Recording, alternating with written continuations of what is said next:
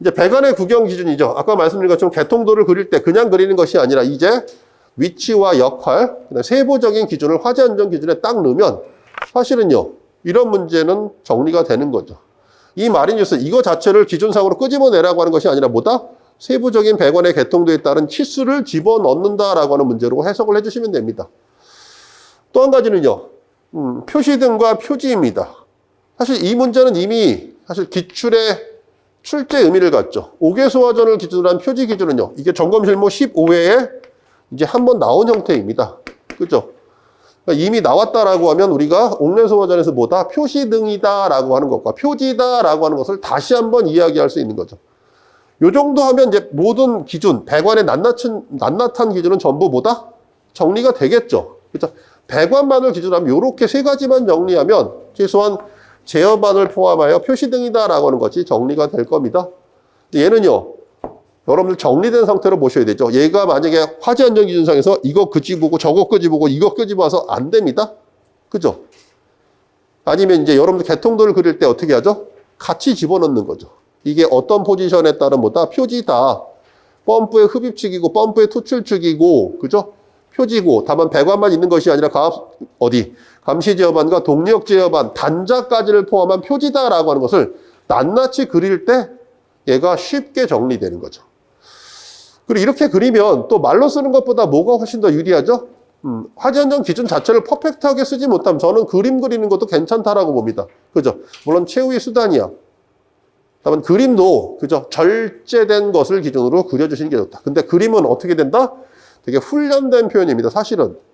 내가 그냥 그림 그릴 수 있는데, 여러분들 그림 그리면 그게 뭐죠? 제가 속된 말로 이야기하면 엉망입니다. 기준도 쓰다 보면 쭉쭉 그리는데, 그죠? 그림 그리라고 하면 뭐죠? 한쪽으로 치우쳐 있는 거야. 그 말 뜻은 한 번도 그림을 그려보지 않는 거야.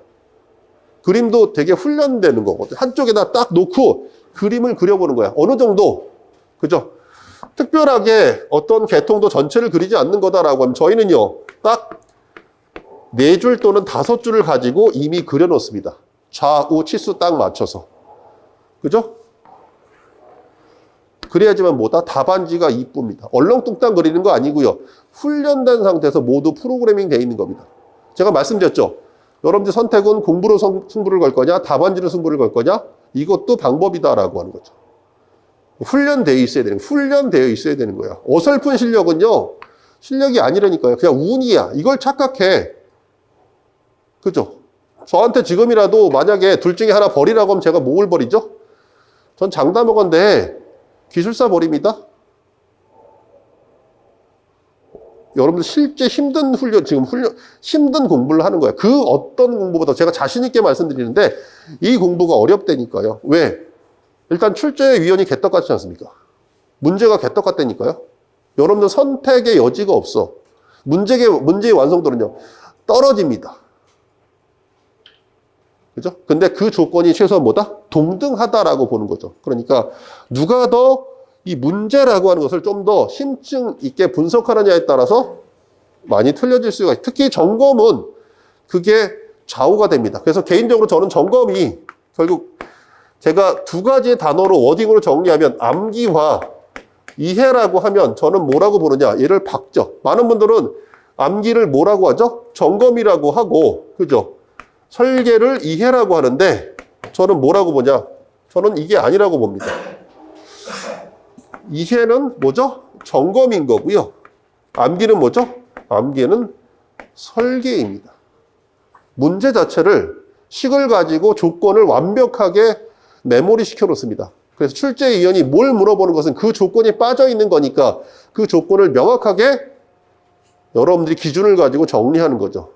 근데 지금처럼 시스템을 가지고 이야기하면요. 시스템은요, 몇 개의 설치 기준을 가지고 시스템을 가지고 이해하기가 되게 어렵죠. 여러분 못 느끼시나요? 문제를 시험 보신 분들 아시겠죠? 문제를 받아보는 순간 뭐다? 이게 뭘 묻는지 모르겠어. 그죠? 근데 해석을 와서 떠들면 이렇게 떠들면 여러분들 뭐 하죠? 그게 답이었어? 그 말뜻은 뭐죠? 기본적인 기준에 따른 이해도가 떨어지는 거거든요.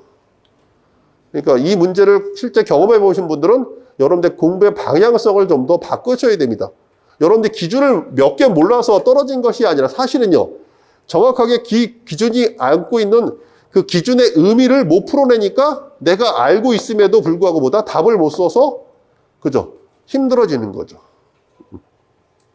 그래서 이런 문제가 있으면 한 번에 정리할 수 있는 방법보다 개통도를 그려서 한 번에 집어넣는 겁니다. 그죠? 그럼 이제 어떤 조건을 가지고 이야기한다라고 해도 여러분 정리가 되는 거고, 나중에 이렇게 정리해서 나중에 기준을 보시면요. 기준이 어떻게 되죠? 지금은 기준이 하기 싫은 그냥 말 그대로 기준인데 조금 지나면요. 재밌어진다니까요. 왜? 모의고사에서 일정하게 점수가 나오기 시작한 모의고사가 어떻게 되죠? 재미있습니다, 사실은. 왜? 요 정도 나오는 걸 알게 되거든요. 근데 여기서 이제 어디를 끄집어 올리기가 어렵죠? 여기서 여기 올리기가 어려운 거야. 여기서 여기는요, 시간이 해결해 준다라고 하는 거죠. 그죠? 근데 여기서 합격이다라고 하는 것도 이제 결국은 뭐다? 여러분들이 중간에 어떻게 정리하느냐에 따라 틀려집니다. 그래서 저는 전체를 가지고 이야기하지 않고, 그죠? 적은 개수를 여러분들이 여기까지 끄집어 올리시면 성공한 거야. 나머지는 시간이 필요하죠, 물리적으로. 그래서 얘를 할 수 있는 방법도 여러분들이 내 거. 그죠? 여기 계신 분들 중에서 대놓고 말씀드리지만 떨어지시는 분 있고 합격하시는 분 나오십니다. 그죠? 똑같이 수업을 듣고 똑같이 공부했는데 누구는 붙고 누구는 떨어지면요. 강사가 잘해서? 아니라니까요. 여러분들이 열심히 해주셔서 그런 거야. 저의 실력과 상관이 없다니까요.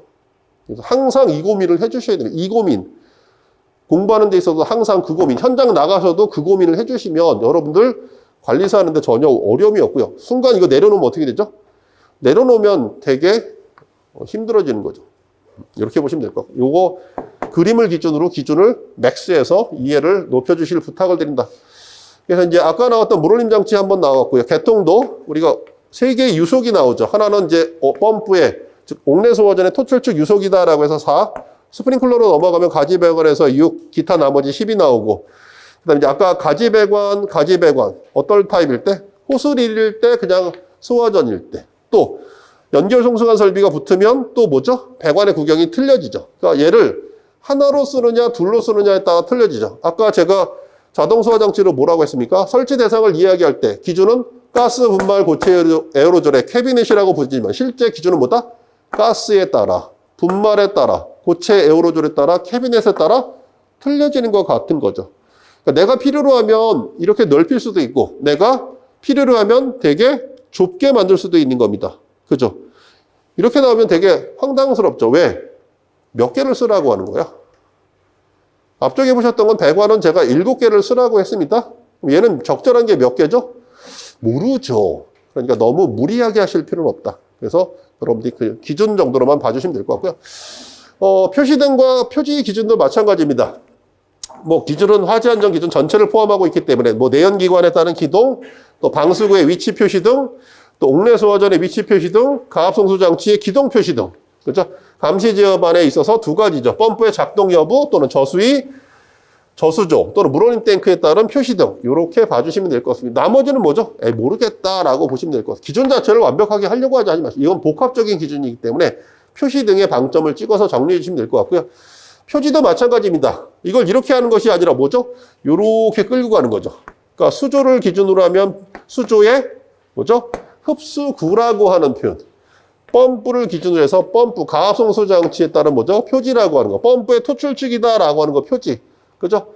또 위로 올라가면 뭐죠? 이거는 우리가 급수구라고 하죠. 제가 빼먹은 것 중에 한 가지가 뭡니까? 요거 흡수구 또는 뭐죠? 후드밸브와 후드밸브에 뭐가 있죠? 단차를 우리가 뭐라고 합니까? 유효수량이라고 하죠. 그때 흡수구와 후드밸브, 급수구와 급수구의 단차를 뭐라고 합니까? 얘를 우리가 유효수량이라고 했던 거. 유효수량 자체는 정 안 되면 뭐죠? 그림 그리면 되는 거고 최소한 용어라고 하는 것을 이해해야지만 기준이 뭐라고 하는 것을 이야기하고 있다. 이렇게 보시면 될 것 같습니다. 나머지 이제 함 그리고 이제 뭐 동력 제어반에 따른 표시 등 또 가전류 차단기 또 단자에 따른 우리 옥내 소화전 설비 표시 이렇게 보시면 될 것 같습니다.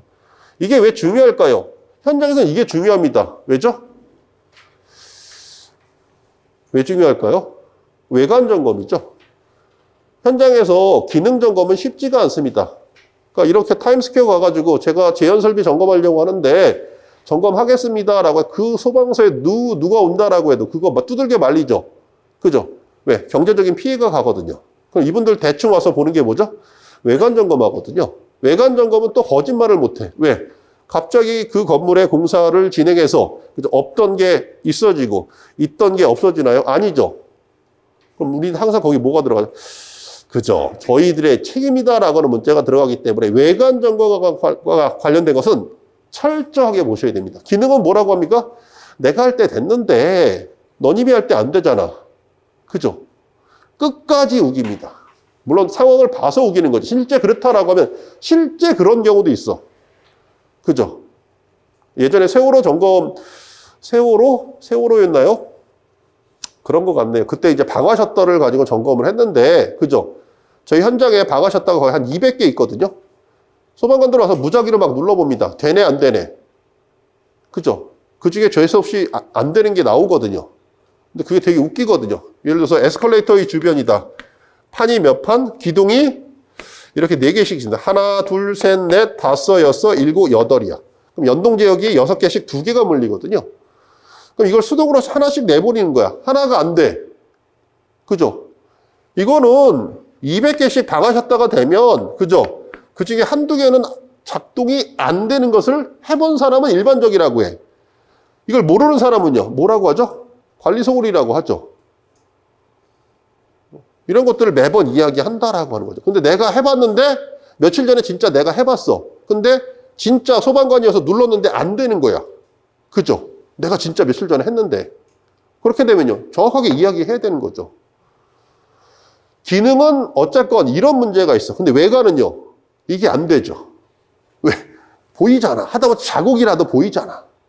그러니까 외관 점검에 있어서는 여러분들이 신경을 바짝 쓰셔야 됩니다.